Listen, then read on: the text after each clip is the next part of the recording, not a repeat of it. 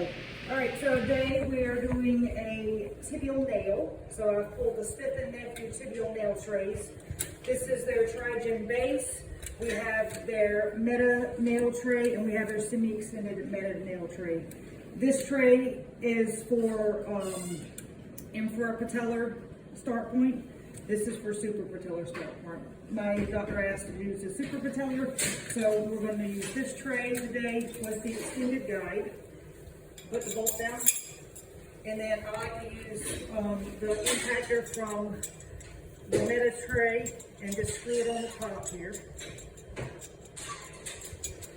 And then you'll also need the guide from the other tray as well. So first, we'll start with a guide wire. And after he gets the guide wire down, we'll use the large opening reamer. Make sure your drill is on large. Large opening reamer's in the bottom here. This will go over the guide wire that you just put down. This will pop the cortex of the tibia. After he does that, Rep will give us a long ball tip guide wire, which I don't have on the table yet. We'll put that down and we'll measure that guide wire to get the length of our nail. And this is the depth gauge to get the length of the nail.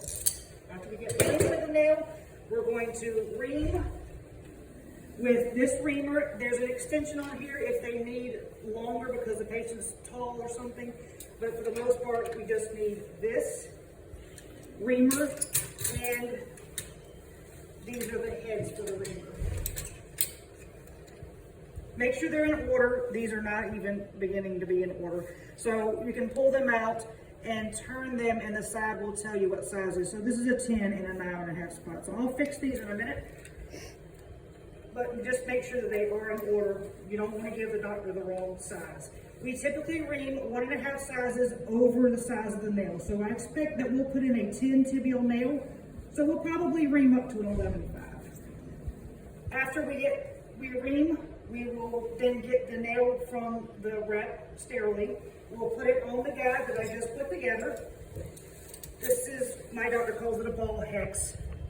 Put it on a T-handle. And we'll get the nail and we'll screw it on with this.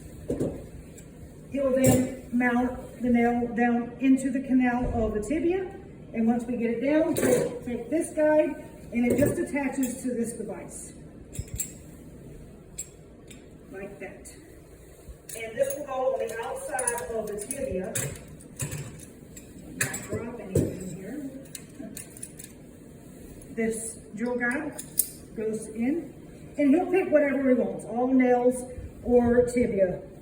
This is also can be used for a femur, so when you see retro, that's like femur stuff. So he can use tibia or all nails.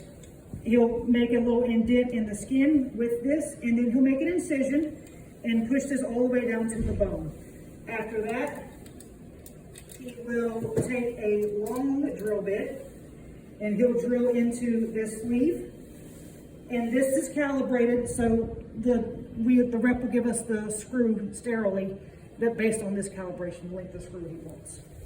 Once he gets the length of the screw, we will put that screw onto a long screwdriver. This is a capture. If I can get it to fit.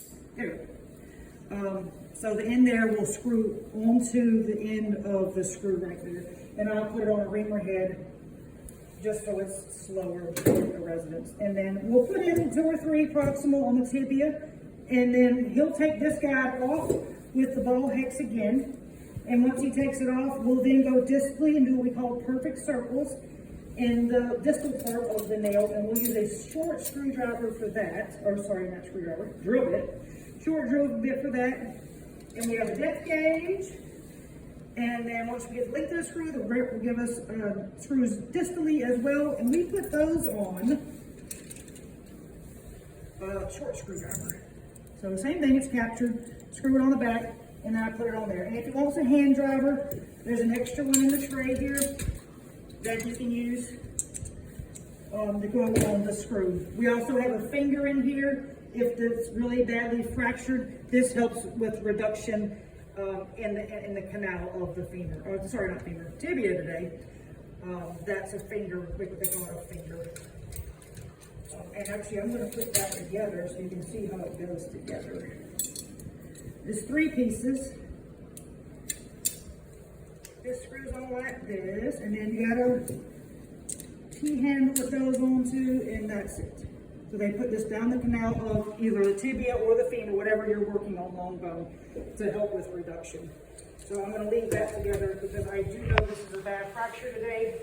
So we'll leave that available on the table. And if you can see the table, we also have a Smith & Nephew small frag because he wants to do some sort of maybe temporary or permanent plating of the distal tibia because it is a bad fracture. And that's it.